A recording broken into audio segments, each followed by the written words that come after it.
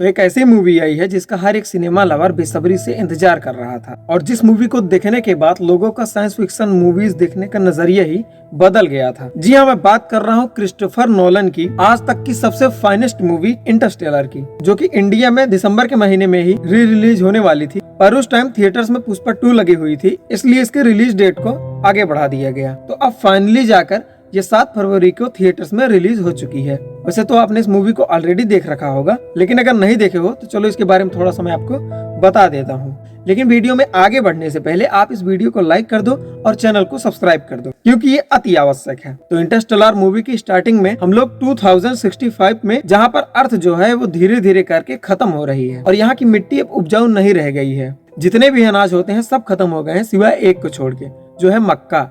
और यहाँ पर बहुत बड़े बड़े धूल के तूफान भी आते हैं, जिसकी वजह से जो मक्के की भी खेती है वो भी बर्बाद हो रही है और अब यहाँ पे इंसान रह नहीं सकता। और उनकी जो नेक्स्ट जनरेशन होगी वो इस पृथ्वी पर आखिरी जनरेशन होगी। तो इंसानों की प्रजाति को बचाने के लिए साइंटिस्ट के पास 2 ऑप्शंस होते हैं। पहला ये होता है कि वो एक बड़ा सा सिलेंडर शेप का स्ट्रक्चर बनाए, जहाँ पे अर्थ से एक बहुत बड़ी पॉपुलेशन को ले जाकर शिफ्ट किया जाए, जहाँ पर अर्थ के बिना ही ह्यूमन पॉपुलेशन सर्वाइव कर पाए, क्योंकि उसके अंदर ह्यूमन नीड की सारी चीजें मौजूद होंगी, जैसे ऑक्सीजन, ग्रेविटी, और उस स्ट्रक्चर में ही इंसान अनाज भी उगा पाएगा। मतलब कि एकदम पृथ्वी जैसी कंडीशंस होंगी। दूसरा ऑप्शन साइंटिस्टों के पास ये है कि वो लोग एस्ट्रोनॉट्स का एक क्रू भेजें, जो कि स्पेस में ट्रेवल करके ऐसे ग्रहों की खोज करें जहां पर इंसान रह सके।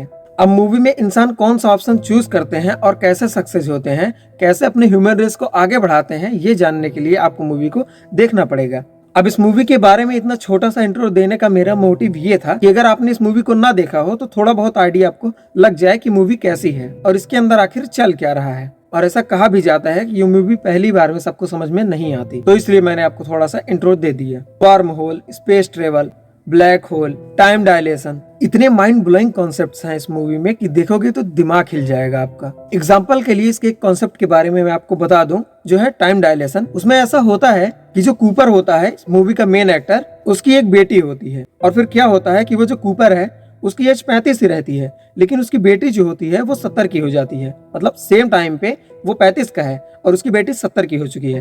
तो ये कैसे हुआ? इसके पीछे टाइम डायलेशन का कॉन्सेप्ट है। और इतने सारे माइंड ब्लोइंग कॉन्सेप्ट होने के बाद भी इस मूवी का जो मेन कॉन्सेप्ट है वो है लव।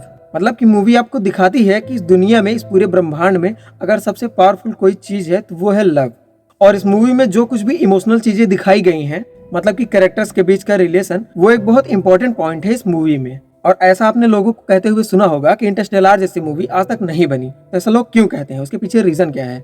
क्यों यह मूवी सारी मूवी से इतनी अलग है? चलिए इसके बारे में मैं आपको थोड़ा सा जानकारी दे देता हूँ। सबसे पहले तो मैं आपको बता दूं कि इस मूवी के जो डायरेक्टर हैं क्रिस्टोफर नोलन, वो CGI का कम से कम यूज करते हैं। मतलब कि भर संभव वो रियल चीज ही मूवी में यूज करते हैं। और इंटरस्टेलर मूवी की स्टोरी लिखने से लेकर के उसे बनाने तक एक्चुअल में उन्होंने एक Nobel prize winning theoretical physicist Kip Thorne को एज अ साइंटिफिक सलाहकार रखा था, क्योंकि नोलन चाहते थे कि इस मूवी को जितना संभव हो सके उतना साइंटिफिक रियल बनाया जाए। और इंटरस्टेलर मूवी के कारण जो रियल लाइफ में साइंटिस्ट हैं उनको भी काफी मदद मिली, क्योंकि मूवी के अंदर हमको जो ब्लैक होल दिखाया गया है वो अभी तक के रिसर्च के हिसाब से 100% साइंटिफिक है। और इस ब्लैक होल को एकदम एक्यूरेट दिखाने के लिए क्रिस्टोफर नोलन ने एक नए CGI सॉफ्टवेयर को बनवा डाला था। और उस सॉफ्टवेयर के अंदर जितना कुछ डाटा था साइंटिस्ट के पास ब्लैक होल के बारे में, वो सब कुछ डाला गया। तब जाकर फाइनली नोलन को ब्लैक होल का ये लुक मिला। और इस ब्लैक होल के पिक्चर के एक फ्रेम को रेंडर करने के लिए टीम को 100 घंटे लग गए थे। अब ऐसे ही थोड़ी ना इस मूवी को बेस्ट विजुअल इफेक्ट का ऑस्कर मिल गया है, इसके लिए मेहनत भी बहुत किया है नोलन ने। खैर, अब मूवी के बारे में और ज्यादा बात नहीं करूंगा, खुद जाके देख लेना अगर नहीं देखी है तो। और अगर देख चुके हो ऑलरेडी तो बताओ कमेंट में कैसी लगी थी जब आपने पहली बार देखा था। अगर आपको ये वीडियो अच्छा लगा तो लाइक कर दीजिए, चैनल को सब्सक्राइब कर दीजिए, ये अति आवश्यक है। बाकी मिलते हैं किसी और वीडियो में किसी और टॉपिक के साथ, तब तक के लिए बाय।